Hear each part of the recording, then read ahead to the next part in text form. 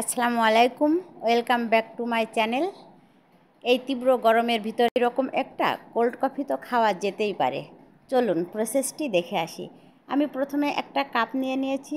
এখানে আমি 3 cup coffee তৈরির জন্য নিচ্ছি। এখানে আমি 3 চা চামচ কফি নিয়ে নিচ্ছি, আর চিনি নিয়েছি 5 চা চামচ, আর পানি নিয়েছি 1 চা চামচ।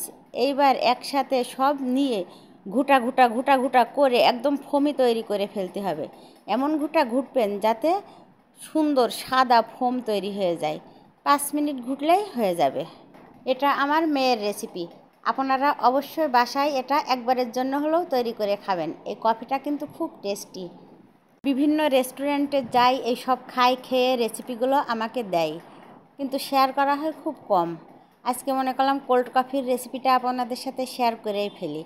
আর এই যে দুধ নিয়েছি ফ্রিজ থেকে বের করে, জমা দুধ, আমি বোতলটা কেটে দুধটা বের করে নিয়েছি। এই জমা অবস্থায় ওর ভিতরে কোকো পাউডার দিয়েছি 1 চা চামচ, দিয়ে পুরো ব্লেন্ড করে নিব। দুধটাও বেশ ফোম ফোম মতো হয়ে যাবে।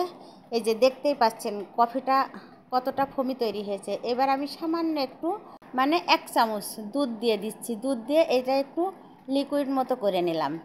এবার আমি দুধটা ব্লেন্ডার করে নিয়ে এসেছি। এই যে দেখতেই পাচ্ছেন দুধটাও কিন্তু পুরো ফোম। আমি এখানে আইস কিউব দিয়েছি একটা করে, কারণ দুধটা প্রচুর ঠান্ডা। এবার আমি দুধ কাপে দিয়ে দিচ্ছি, আর কফিটা ওর সাথে মিশিয়ে নিব।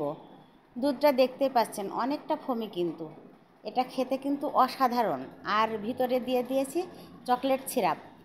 চকলেট সিরাপ যদি আপনাদের হাতের কাছে না থাকে তাহলে দরকার নাই, একবারের জন্য হলেও এইভাবে কফিটা তৈরি করে খেয়ে দেখবেন, কি অসাধারণ টেস্ট। কোল্ড কফিটা কোল্ড কফি। আপনারা চাইলে আরও আইস কিউব দিয়ে নিতে পারেন, কিন্তু দুধটা জমাট বাঁধা অবস্থায় ব্লেন্ডার করেছিলাম, এই জন্য আমি কিউব একটা করে দিয়েছি। এইভাবে যে কফি একবার খাবে সে কোল্ড কফির সত্যি সত্যি প্রেমে পড়ে যাবে। এত অসাধারণ টেস্ট। আপনারা এমনি কফিও তৈরি করে খান, এইভাবে কোল্ড কফিও তৈরি করে খেয়ে দেখবেন। আমার এই রেসিপিটি যদি আপনাদের ভালো লেগে থাকে, আমার ইউটিউব চ্যানেলটি সাবস্ক্রাইব করে পাশে থাকবেন, আর ফেসবুক পেজটি লাইক ফলো দিবেন, শেয়ার করবেন।